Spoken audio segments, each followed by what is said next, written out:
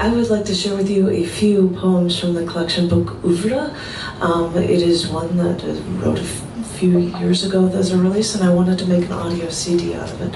So I was looking, to read 3 from it that I haven't read that often, and they might appear in an audio CD. So act like you like it and applaud not. They're all different topics. They're just strange ones I've picked. This first one is called Military Police. There are times like this when I like to think I'm free of you. I tackle other obstacles every day. The thought of you doesn't cross my mind. And sometimes, you know, I have a good day and I face adversity and I accomplish things and, well, I feel good. And it's nice to know you had nothing to do with making me feel good. I had a ton of things to do today, and I was having technical difficulties, and I had to figure out how to overcome them. And you know, I did everything I could, and I think I ended up ahead of the game, and it had nothing to do with you. And it feels like I've accomplished things today, and I feel like I'm ahead of the game, and it makes me feel good.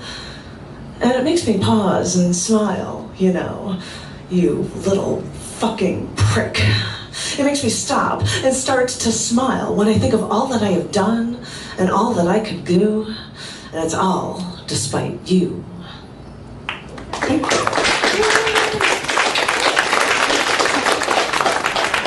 This is a piece about history, and so if you remember it, yeah, I know what it's all about. Bear with me. This is called People's Lives Were at Stake. I know everyone was talking about it after the fact, and you'd hear reports on the news about the damage done, and you'd think that we were in a war zone and that all this was done for religious purposes and people's lives were at stake. And maybe they were, and I just don't know it. I don't know. I know what it's like to have a cause, but I never try to close people out to it. I try to include them, to open them up to it. But I remember once deciding to go for a walk to a women's parade called Take Back the Night, so that people would know that women should feel safe walking alone in the streets at night without worrying about being mugged or raped or killed because they were female.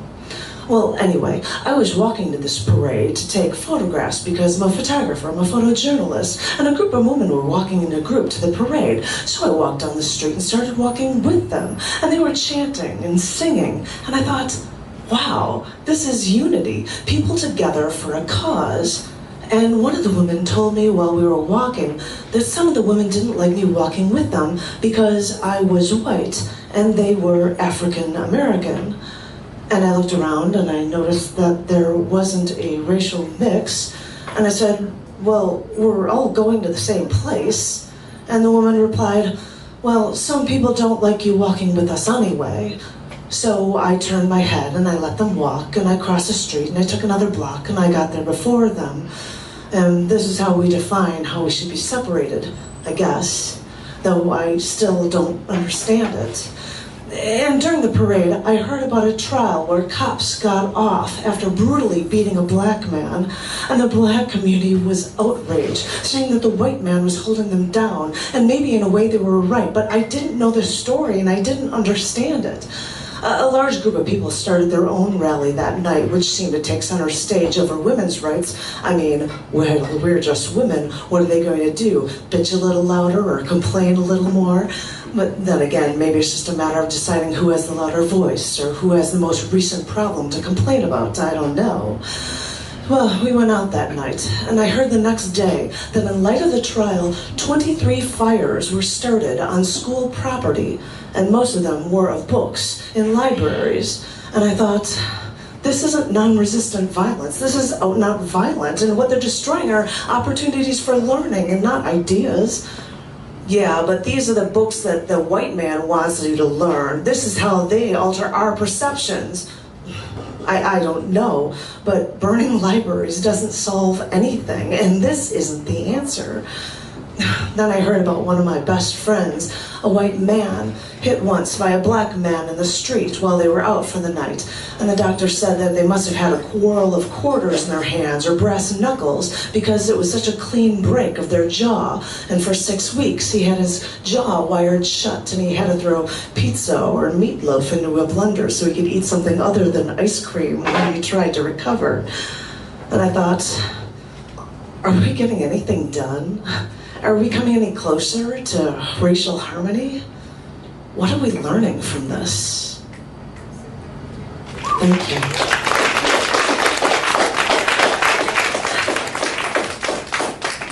Thank you.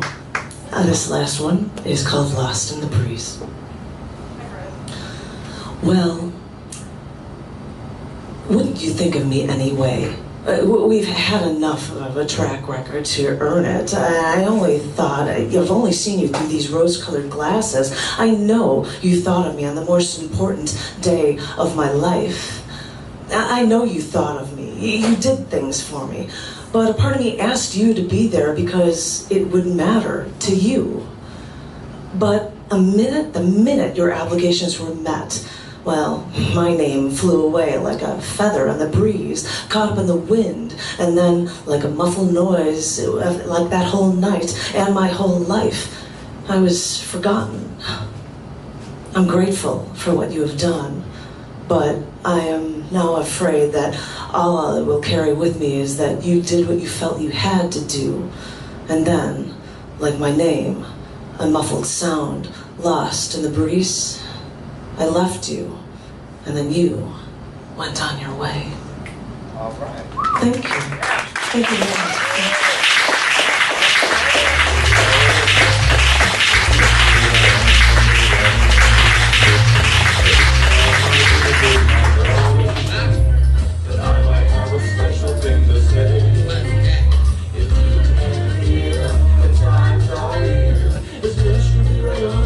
I feel like doing a soft shoe to this.